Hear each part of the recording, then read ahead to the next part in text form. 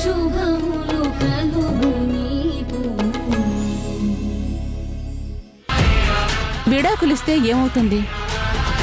మహా అయితే కొన్నాళ్ళు బాధపడతారు, తర్వాత అలవాటు పడతారు, కొత్త జీవితం మొదలు పెడతారు.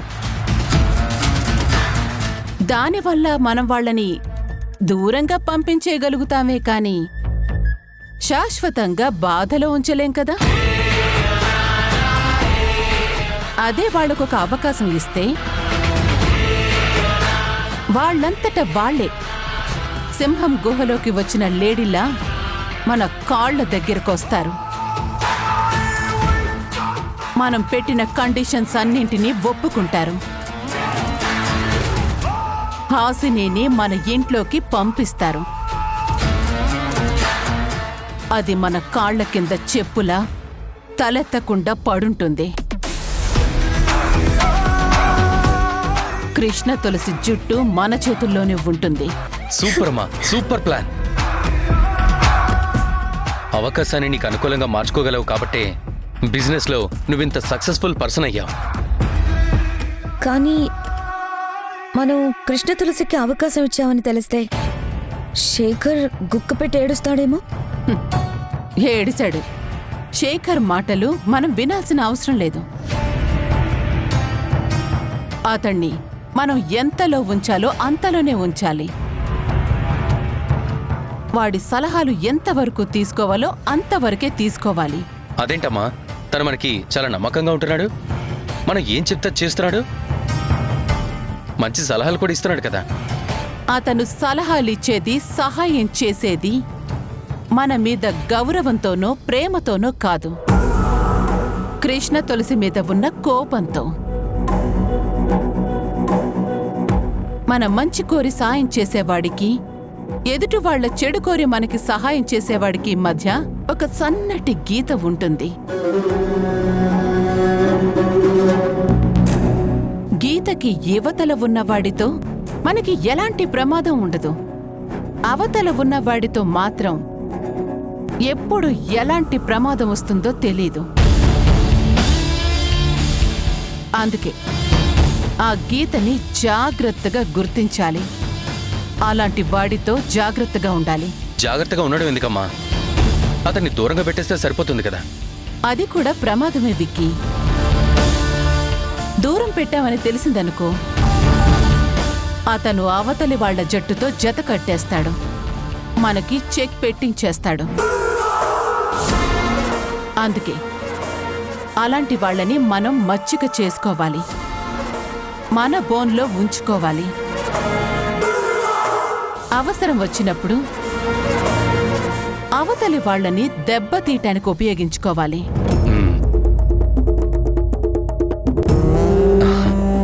అమ్మా, నువ్వు మా అమ్మ అవడం మా అదృష్టం.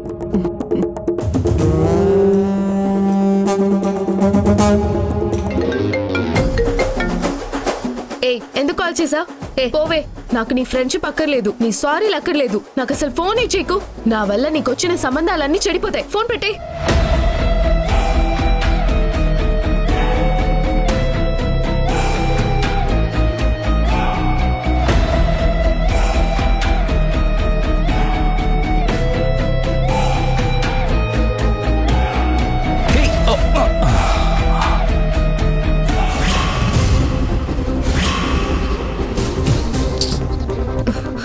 అబ్బా, వీడితో ఏ జర్నీ కలిసి చేయకూడదనుకుంటుంటే ఇంతలోనే నేనున్న లిఫ్ట్ ఆపాలా వీడు?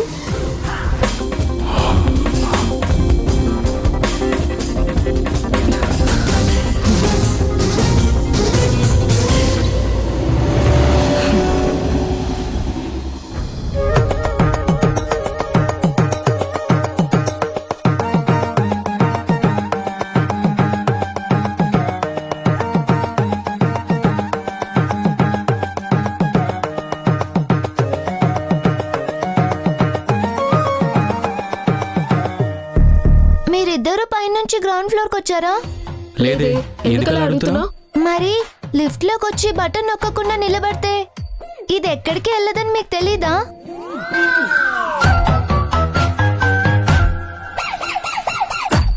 ఆంటీ మా ఫ్లాట్ 6th ఫ్లోర్, మీరే ఫ్లోర్కి వెళ్ళాలి. 4th floor.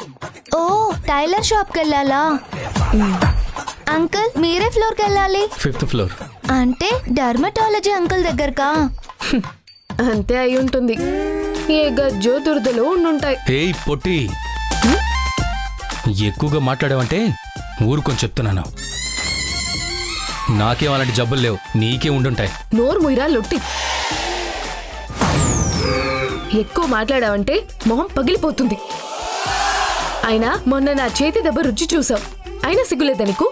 ఏయ్, ఏంటే నువ్వు నన్ను కొట్టేది? నువ్వు కూడా నా చేతి దెబ్బ టేస్ట్ చేసి కళ్ళు తిరిగి పడిపోయావు కదా.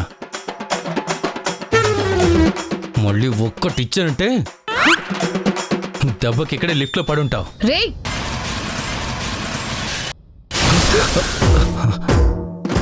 ఇదేంటి లిఫ్ట్ ఆగిపోయింది? నీ ఐరన్ లెగ్ ఎక్కింది కదా, లిఫ్ట్ ఆగిపోక ఏమవుతుంది? ఏంట్రా నాది ఐరన్ లెగ్ అంటున్నావా? పాపా నాది కాదు, వీడిదే ఐరన్ లెగ్. వీడు మా ఇంట్లో అడుగు పెట్టాడు, మా బిజినెస్ దెబ్బతింది. వీడు బిజినెస్ పెట్టాడు, అది కూడా నాశనం అయిపోయింది. ఏయ్, నా పర్సనల్ మ్యాటర్స్ మాట్లాడావంటే నిన్ను. ఏయ్ ఏ ఆగండి. లిఫ్ట్ పాడైపోతే మీ బ్రెయిన్లు పాడైపోయాయా? దీన్ని బాగు చేయండి. నేనేం లిఫ్ట్ మెకానిక్ని కాదు. అయ్యో, అక్కడ అలారం బటన్ ఉంది, అది నొక్కితే కింద వాచ్మెన్ పైకొచ్చి బాగు చేస్తాడు. పాప భయపడద్దు, లిఫ్ట్ బాగు చేస్తున్నారు. నేనేం భయపడట్లేదు. సార్, లిఫ్ట్ పైన 2 వైర్లు లూజ్ కనెక్షన్ ఉంది. గ్యాప్ లోంచి చేయి పెట్టేసి అవి జాయిన్ చేసేస్తే 1 నిమిషంలో లిఫ్ట్ బాగైపోతుంది. చేయండి సార్. సరే, ట్రై చేస్తా.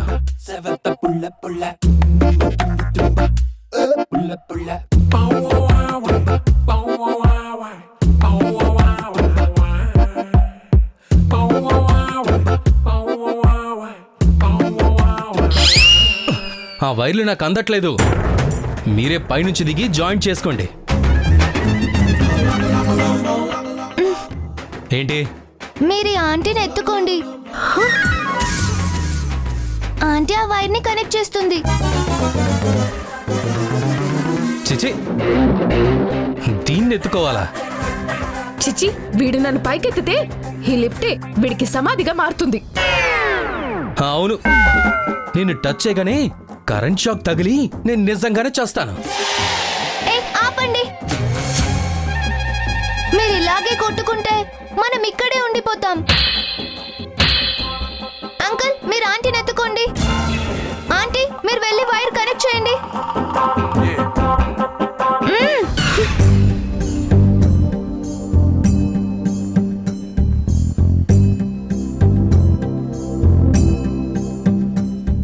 అంకుల్ ఆంటీని ఎత్తుకోండి.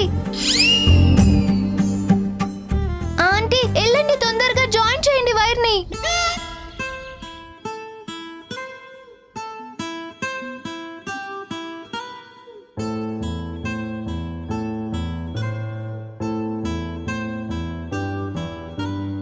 ఏమిటో ఇది వివరించలేనిది, మది ఆగమన్నది తను ఆగనన్నది, భాషలేని ఊసులాట సాగుతున్నది. అందుకే ఈ మౌనమే భాష అయినది. కోరుకోని కోరికేదో తీరుతున్నది. ఏమిటో ఇది వివరించలేనిది, మది ఆగమన్నది తను ఆగనన్నది. హే లిఫ్ట్ ఆన్ అయిపోయింది.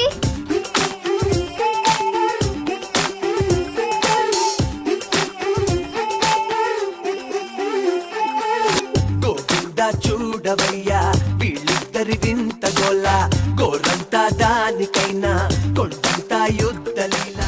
ఆంటీ అంకుల్ మీరిద్దరు వైఫ్ అండ్ హస్బెండ్సా? అవును, నీకెలా తెలిసింది? మా మమ్మీ డాడీ కూడా వైఫ్ అండ్ హస్బెండ్సే కదా. వాళ్ళు కూడా ఇలాగే రోజు డిషం డిషం చేసుకుంటారు.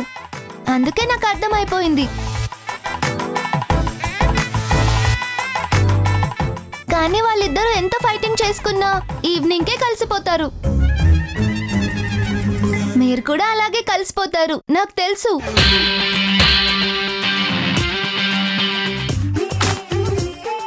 బాయ్. మేము కొట్టుకోవడమే కానీ కలవటం అస్సలు జరగదు.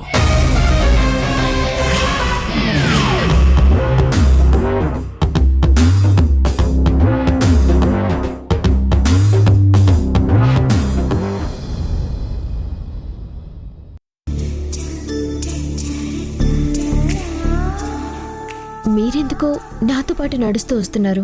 ఈరోజు మిమ్మల్ని పికప్ చేసుకోవడానికి సునైనా రాలేదు కదా. డ్రాప్ చేస్తాను కార్ ఎక్కండి అంటే మీరు కార్ ఎక్కరు.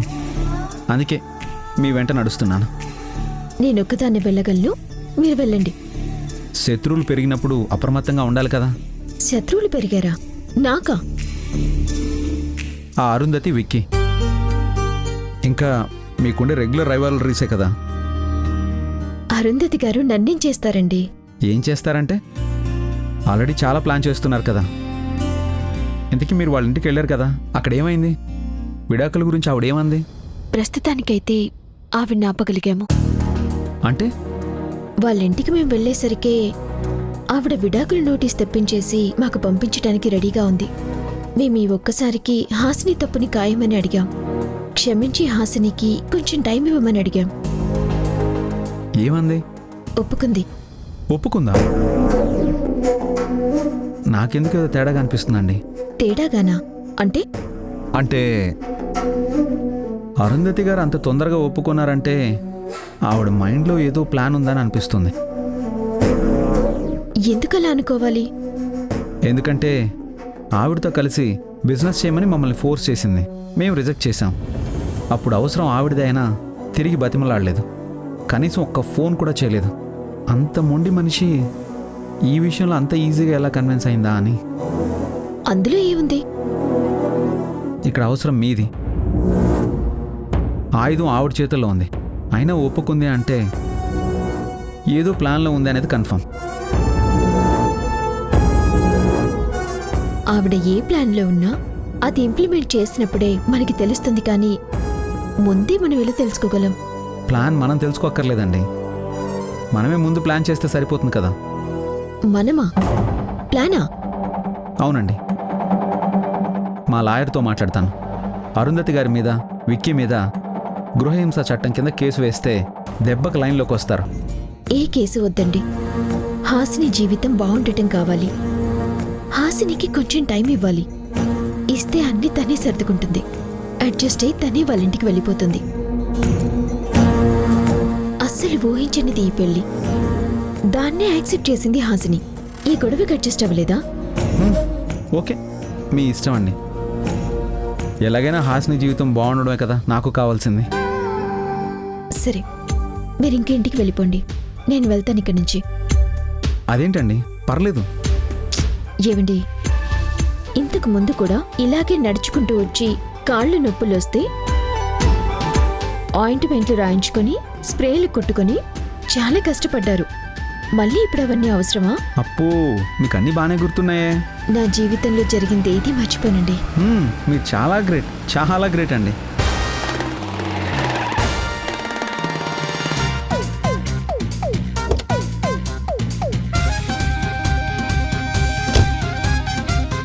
ఓ, నువ్వా? హో, మీరా? ఎవరో అమ్మాయి అబ్బాయి కలిసి నడుస్తుంటే నాకు తెలిసిన వాళ్ళలా అనిపించి కారు ఆపాను. అవునా? నువ్వు బాగానే గుర్తుపట్టావు. అసలు మీ ఇద్దరు నీకు బాగా తెలిసిన వాళ్ళమని నువ్వెక్కడ గుర్తుపట్టవేమో అనుకున్నాను. అవునా? సరే, వారాహి మీ ఎంప్లాయీ అని అన్నారు కదా. అంతేగా. ఓ, మీరు మీ ఎంప్లాయీస్తో ఈవినింగ్స్ వాకింగ్ చేస్తారన్నమాట. ఏ చేయకూడదా? తప్పా? ఓ, మీ కంపెనీ రూల్స్లో ఎంప్లాయీస్తో వాకింగ్ చేయకూడదని రాసుందా? హే, మా రూల్స్ అలా ఏం రాసిలేవులే, మేము కొంచెం మానవత్వం మిక్స్ చేసి రాసుకున్నాం. అయినా నాకు కాలు పట్టేస్తే నువ్వు హెల్ప్ చేసి సరిచేసావు కదా, మరి నా ఎంప్లాయ్కి నైట్ టైం తోడుగా నడిచి నేను హెల్ప్ చేయకూడదా? నువ్వు చేసింది హెల్ప్, మరి నేను చేసింది ఏంటో. సర్లే, నువ్వు ఓ పని చెయ్. నీకు నాతో ఇలా వాకింగ్ చేయాలని ఉంటే నువ్వు కూడా నా దగ్గర ఎంప్లాయ్గా చేరిపో, నేను నీకు తోడుగా నడుస్తాను. నాన్సెన్స్. మీ కంపెనీలో నేను ఎంప్లాయీగా ఎందుకు అవుతాను? తెలుసుగా నేనెవరో. తెలుసు తెలుసు, బాగా తెలుసు. పొగరుకు పుట్టిన పుత్రిక, అహంభావానికి పుట్టిన అమ్మాయివి.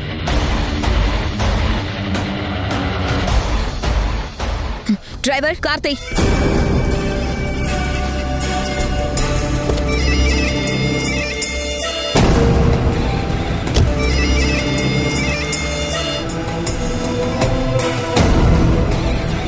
ఎందుకంటే తనని అలా ఆట పట్టిస్తున్నారు? లేదంటే తను వెళ్ళేదేదో తిన్నగా వెళ్ళిపోవచ్చు కదా, ఎందుకు కావాలని మన ఇద్దరి మధ్య కార్ ఆపి సెటైర్స్ వేయడం? సర్లేండి, జోక్గా అయినా తనతో కలిసి వాకింగ్ చేస్తానన్నారు కదా. ఊరుకోండి బాబు, మీరొకరు. మనుషులు ఎవరైనా రాక్షసులతో కలిసి వాకింగ్ చేస్తారా?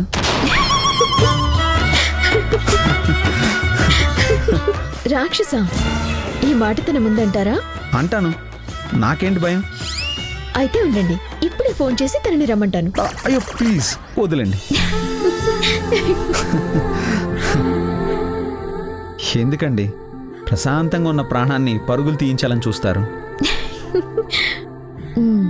అంత ఇదిన్నప్పుడు ఎందుకు తన మీద అంత సెటరికల్గా మాట్లాడారు? ఏదో మన ఇద్దరి మీద జోకులేయాలని తన కారు ఆపింది కదా, నేను తన్ని పరిగెత్తించాలని సెటైర్లు వేశాను. సరే పదండి.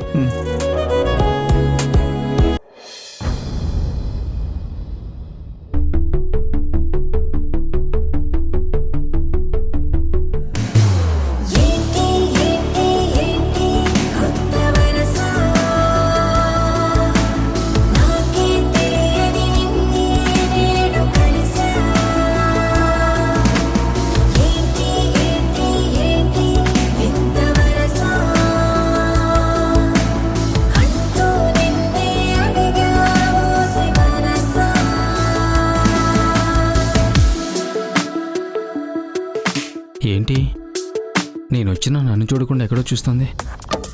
ఓ, అక్కడ కూడా నేనే కనపడుతున్నట్టున్నాను. ఎక్కడ పడితే అక్కడ కనపడడానికి నువ్వేమైనా డ్రీమ్ బాయ్ వెంట్రా? అది కాదు మేడం, నేను తెచ్చే ఈ ఫైల్ గురించి ఆలోచిస్తున్నారేమో అని. నోర్మై, నీకు పొద్దున్నే లేచే అలవాటుందా?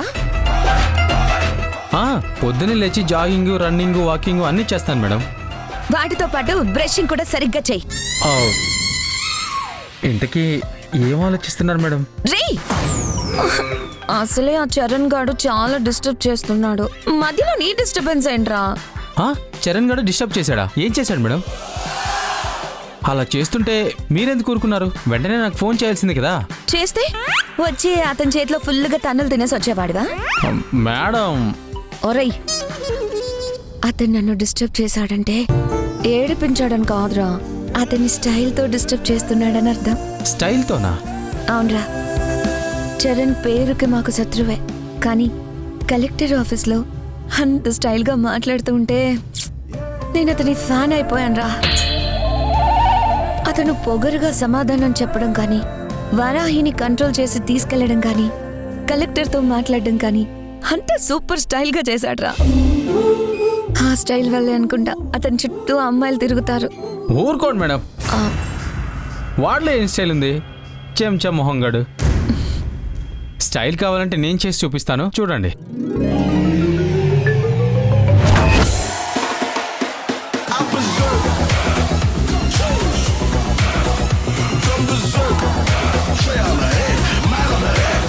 ఇది రజనీ స్టైల్, ఇది చిరంజీవి స్టైలా, ఇది పవన్ కళ్యాణ్ స్టైల్. నువ్వు స్టైల్గా ఉండాలని ట్రై చేస్తే కొండముచ్చు చేత మోడలింగ్ చేయించినట్టుందిరా.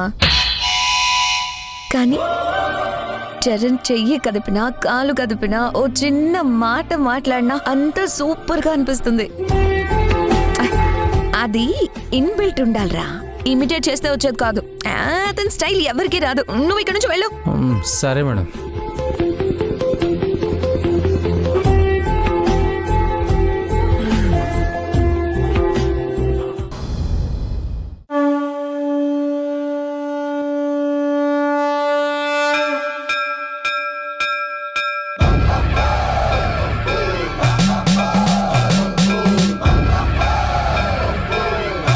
కార్తీక వన సమారాధన బాగుందండి. కొత్త సినిమా రిలీజ్ లాగా తోటంతా కళకళలాడిపోతుంది. ఎయిర్పోర్ట్లన్నీ అదిరిపోయాయి. నీకు బాగా నచ్చుతుందిలే, ఎందుకంటే కమిటీ వాళ్ళని ఒప్పించి వంటల కాంట్రాక్ట్ సంపాదించుకున్నావు కదా. ఆయనకి ఊరికే ఇచ్చారా ఏంటి? ఎంత పనికి మాలిన పేరున్నా ఇలాంటి ఫంక్షన్లకి వంటలు మా ఆయన బాగా చేయించుతాడనే పేరుంది కాబట్టే ఇచ్చారు. ఒక్క వంటలేంటి, ఇలాంటి కాంట్రాక్ట్ పనులు ఏమైనా మనమే చేయిస్తాం.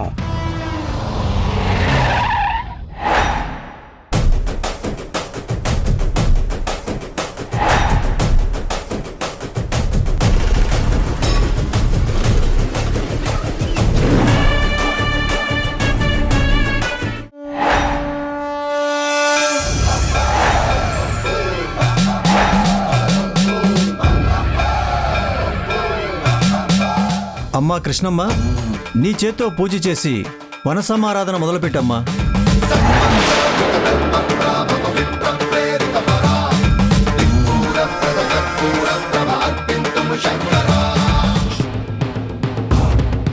బాగుందమ్మా చోద్యం.